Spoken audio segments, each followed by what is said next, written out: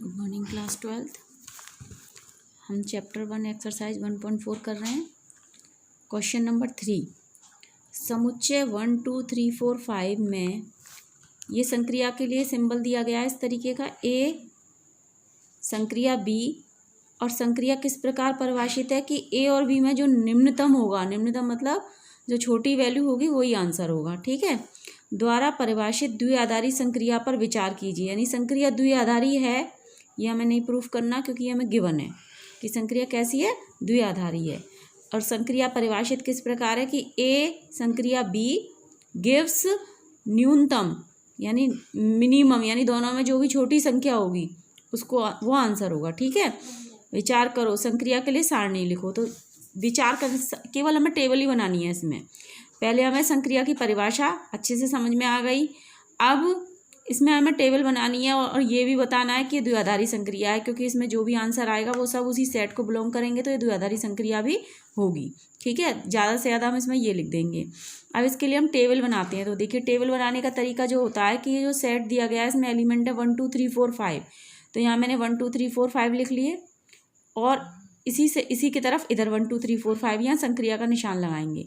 अब 1 और 1 में मिनिमम कौन होगा, 1।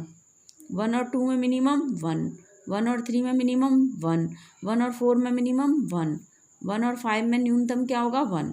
इस तरीके से इसमें जो भी न्यूनतम होगा उसको फिल करते जाएंगे। अब जैसे 2 वाली लाइन में आ गए तो 2 और 1 में 1, मतलब इसका और इसका आंसर ये आएगा। 2 और 2 में 2, 2 और 3 में 2, 2 और 4 में 2, 2 और 5 में 2।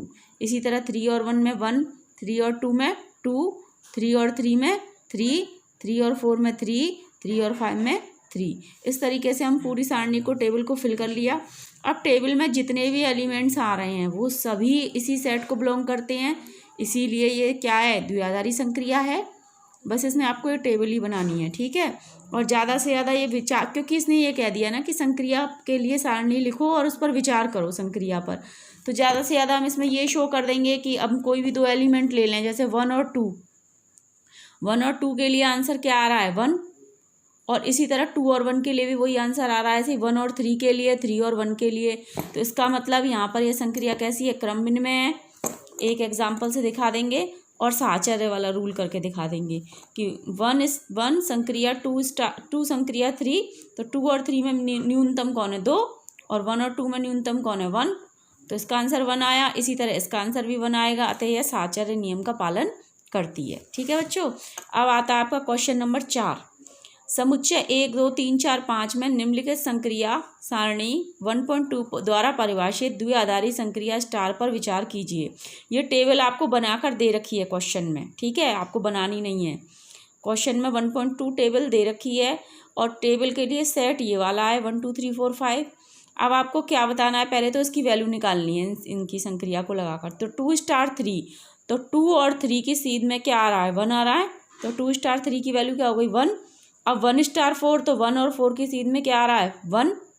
तो ये इसकी वैल्यू क्या हो गई, 1। तो इसका आंसर क्या आ जाएगा, इस तरीके से 2 स्टार 3 की वैल्यू 1 आ गई और 1 स्टार 4 की 1 आ गई टेबल से देखकर। अब इसी तरह यहाँ पर 3 स्टार 4 निकालेंगे तो 3, और इधर से 3 की लाइन में चलेंगे, उधर 4 की लाइन में रुक जाएंगे, ठीक है। तो दोनों का क्रॉस यहाँ होगा। तो 3 स्टार 4 कितना आ गया, 1। तो यहाँ मैंने 3 स्टार 4 की वैल्यू 1 रख दी। इसी तरह अब 2 का 1 से करेंगे तो 1 आएगा टेबल से, ठीक है। तो ये दोनों इक्वल आ रहे हैं, तो हम कह सकते हैं कि यह साहचर्य है। अब क्रमभिन्न में प्रूफ करना है, तो क्रमभिन्न में के लिए हम 2 एलिमेंट लेंगे, फिर उनका ऑर्डर चेंज कर देंगे। तो देखिए, क्रमभिन्न में के लिए पहले मैंने 1 और 2 के लिए देखा तो 1 आ रहा है, और 2 और 1 के लिए देखा तो भी 1 आ रहा है। इसी तरह 1 और 3 के लिए देखा 1 आ रहा है, 3 और 1 के लिए देखा तो 1 आ रहा है। तो इसीलिए क्रमभिन्न में एक एग्जाम्पल से हम शो कर देंगे और यह क्रमभिन्न में को पालन करती है, ठीक है। इसके बाद थर्ड पार्ट में आपसे इनकी वैल्यू पूछ रहा था 2 स्टार 3। तो अभी मैंने आपको बताया, देखिए पहले 2 लिख रहा है तो 2 की लाइन में चलिए और 3 की लाइन में चलिए, ठीक है। तो 2 स्टार 3 कितना आ गया, 1। क्या आ गया, 1। इसी तरह 4 स्टार 5 निकालेंगे तो 1 आ जाएगा, और दोनों का निकालेंगे तो 1 आ जाएगा। अब 5वें क्वेश्चन में आपसे कह रहा है कि स्टार डैश समुच्चय 1 2 3 4 5। अब एक नई संक्रिया ले ली इसने, स्टार डैश, ठीक है, क्योंकि इस क्वेश्चन को रिलेट करना है क्वेश्चन नंबर 4 से, इसलिए इसने स्टार ना लेकर स्टार डैश ले लिया। ए स्टार डैश बी बराबर ए और बी का HCF है। तो हम स्टार डैश के लिए पहले सारणी बनाते हैं इसी समुच्चय के लिए। तो 1 और 1 का HCF 1 होगा, 1 और 2 का HCF 1 होगा, 1 और 3 का HCF 1 होगा, 1 और 4 का HCF 1 होगा। HCF निकालना है तो सबको आता है ना, हाईएस्ट कॉमन फैक्टर, और 1 और 5 का HCF 1 होगा। इसी तरह 2 और 1 का 1 होगा, 2 और 2 का 2 होगा, क्योंकि दोनों के फैक्टर करेंगे तो फैक्टर 2 ही कॉमन आएगा। 2 और 3 का 1 होगा, 2 और 4 का क्या होगा, 2 होगा। 2 और 4 का क्या होगा, 2 होगा। यहाँ भी मैंने गलत कर दिया शायद। 2 और 4 का 2, ये गिवन में 2 ही होगा बेटा, ठीक है। तो 2 और 4 के लिए, ठीक है, 2 और 4 का क्या होगा, 2 और 4 का HCF 2 होगा, 2 और 5 का 1 होगा, 3 और 1 का 1 होगा, 3 और 2 का 1 होगा, 3 और 3 का 3 होगा, और 3 और 4 का 1 होगा, और 3 और 5 का 1 होगा। HCF निकालना है हम यहाँ, जैसे 4 और 1 का निकालेंगे तो 1 आएगा, 4 और 2 का निकालेंगे तो 2 आएगा HCF, 4 और 3 का निकालेंगे 1 आएगा, 4 और 4 का निकालेंगे तो 4 ही आएगा HCF, 4 और 5 का निकालेंगे तो 1 आएगा।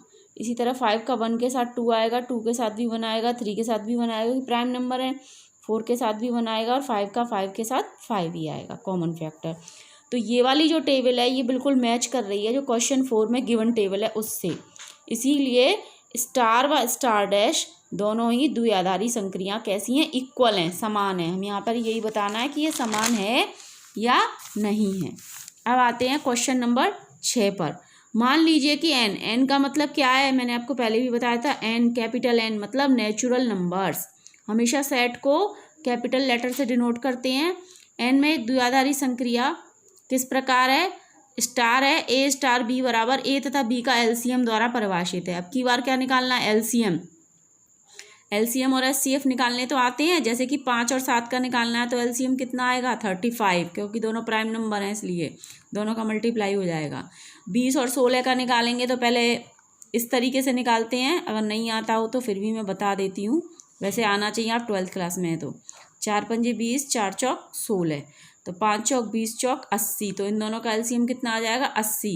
LCM का मतलब क्या होता है, लोएस्ट कॉमन मल्टीपल, यानी कि 80 में 20 का भी भाग जाएगा और 16 का भी भाग जाएगा, दोनों का मल्टीपल होगा ये, ठीक है। अच्छा, उसके बाद में इसका आंसर आप निकाल लेंगे अब अपने आप। फर्स्ट वाला मैंने सॉल्व नहीं किया है, बस आपको बता दिया है। सेकंड है क्या, संक्रिया क्रम विनिमय है। तो देखिए, अगर इसके लिए हम जनरल, क्योंकि संक्रिया नेचुरल नंबर के लिए है तो हम कोई पर्टिकुलर नंबर नहीं ले रहे हैं, हम कोई भी नंबर a स्टार b ले लेते हैं। a और b belongs to natural number, कोई भी नंबर हो सकते हैं। तो a स्टार b का मतलब है a b का LCM, और b स्टार a का मतलब क्या है, b a का LCM। चाहे a b का LCM निकालो या b a का LCM निकालो, दोनों LCM इक्वल आएंगे, इसीलिए संक्रिया कैसी है, क्रम विनिमय। इसी तरह साहचर्य को प्रूफ कर देंगे, a star b star c, तो b स्टार c का मतलब क्या हुआ, b और c का LCM, a star a b c का LCM। इसी तरह a star b star c, यानी पहले a और b को सॉल्व करेंगे तो a और b का LCM, फिर उसके साथ c का LCM निकालेंगे तो a b c का LCM। इस तरीके से ये दोनों इक्वल आ गए तो अतः संक्रिया साहचर्य है। उसके बाद चौथे पार्ट में पूछ रहा है कि नेचुरल नंबर में स्टार का तत्समक अवयव ज्ञात करो। तत्समक यानी एलिमेंट, यानी कि तत्समक अवयव के बारे में मैंने आपको बताया था, उस एलिमेंट को अगर हम ऑपरेट करते हैं किसी दूसरे एलिमेंट के साथ संक्रिया में तो हमारा आंसर वही आना चाहिए जो दूसरा एलिमेंट है।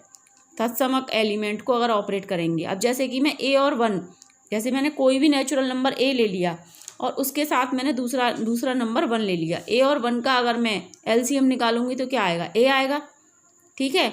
और a और 1 का LCM कितना आएगा, a आएगा। इसी तरह 1 स्टार a निकालूंगी, क्योंकि तत्समक एलिमेंट के लिए उसका क्रम विनिमय होना बहुत ज़रूरी है। 1 स्टार a निकालूंगी तो 1 और a का LCM भी a आएगा, यानी कि a स्टार 1 बराबर 1 स्टार a बराबर a। अतः n में तत्समक एलिमेंट कौन सा हो गया, e बराबर 1। तत्समक अवयव को हम e से रिप्रेजेंट करते हैं, ठीक है, ये समझ में आ गया। उसके बाद इसका 5th पार्ट है कि n में कौन कौन से अवयव संक्रिया के लिए व्युत्क्रमणीय है। व्युत्क्रमणीय वाली परिभाषा से हमने पढ़ा था, किसी a बिलोंग्स टू n, यानी नेचुरल नंबर में हमने कोई एक एलिमेंट a ले लिया, अब संक्रिया लगाने के लिए 2 एलिमेंट की जरूरत पड़ेगी ना, तो अब देखिए व्युत्क्रमणीय के लिए A बिलोंग्स टू N के लिए संक्रिया स्टार व्युत्क्रमणीय यानी इन्वर्टिबल होगी यदि कोई एक दूसरा B एलिमेंट ऐसा नेचुरल नंबर में प्रेजेंट हो या उसका अस्तित्व हो कि A स्टार B बराबर E आए, E यानी वही तत्समक एलिमेंट। तत्समक एलिमेंट हमारा यहाँ पे क्या था, 1 था। यह तभी संभव है यानी A और B का एलसीएम अगर 1 आए तो A और B का एलसीएम 1 केवल एक ही कंडीशन में आ सकता है, जब A भी 1 हो और B भी 1 हो, और किसी नंबर के लिए नहीं आएगा नेचुरल नंबर के लिए। आप करके देख लीजिएगा, 1 और 2 का एलसीएम 2 आएगा, 1 और 3 का 3 आएगा, और केवल 1 और 1 के लिए एलसीएम 1 आएगा। अतः केवल अवयव एक दिए गए प्राकृत संख्या के समुच्चय में दी गई संक्रिया के लिए व्युत्क्रमणीय होगा। ठीक है। क्वेश्चन नंबर 7, मैंने क्वेश्चन नहीं लिखा है, क्वेश्चन आप बुक में देख लीजिएगा। क्वेश्चन में एक संक्रिया दे रखी है A स्टार B बराबर AB का एलसीएम। इसमें एक सेट दे रखा है 1 2 3 4 5। आपको ये बताना है क्या यह संक्रिया द्विआधारी है या नहीं है। तो इसके लिए सबसे पहले मैंने टेबल तैयार की, ठीक है, स्टार लगा के 1 2 3 4 5, इधर भी लिखेंगे 1 2 3 4 5, जो सेट हमें गिवन है वही लिखेंगे। ठीक है। अब 1 और 1 का एलसीएम कितना आया, 1, 1 और 2 का 2, 1 और 3 का 3, 1 और 4 का 4, 1 और 5 का 5, 2 और 1 का एलसीएम 2, 2 और 2 का 2, 2 और 3 का एलसीएम कितना आएगा 6, 2 और 4 का एलसीएम 4, 2 और 5 का एलसीएम 10। वैसे हम टेबल को फिल कर लेंगे इस तरीके से एलसीएम निकाल कर सबके। अब यह द्विआधारी संक्रिया नहीं है, क्योंकि बच्चों द्विआधारी संक्रिया के लिए जितने भी टेबल या जो भी संक्रिया के बाद जो हमें नया नंबर मिलता है संक्रिया अप्लाई करने के बाद, वो नंबर उसी सेट को बिलोंग करना चाहिए, तब तो वह द्विआधारी संक्रिया है, नहीं तो नहीं है। अब देखिए यहाँ पर 2 स्टार 3, 2 स्टार 3 क्या आया 6, क्योंकि 2 और 3 का एलसीएम कितना होगा 6 होगा, और ये 6 जो है वो हमारे सेट को बिलोंग नहीं करता है। इसी तरह 2 और 5 का एलसीएम कितना आया 10, जो कि हमारे सेट को बिलोंग नहीं करता है। इस तरह 2-3 एग्जाम्पल लिखकर हम लिख देंगे कि यह द्विआधारी संक्रिया नहीं है। क्वेश्चन नंबर 7 तक आप कंप्लीट कर लीजिए और उसके आगे के क्वेश्चन ट्राई कीजिएगा। जो नहीं आए वो पूछ लीजिएगा। हाथों को सैनिटाइज करना घर से बाहर निकलने के बाद और निकलने से पहले याद रखिएगा। स्वस्थ रहिए।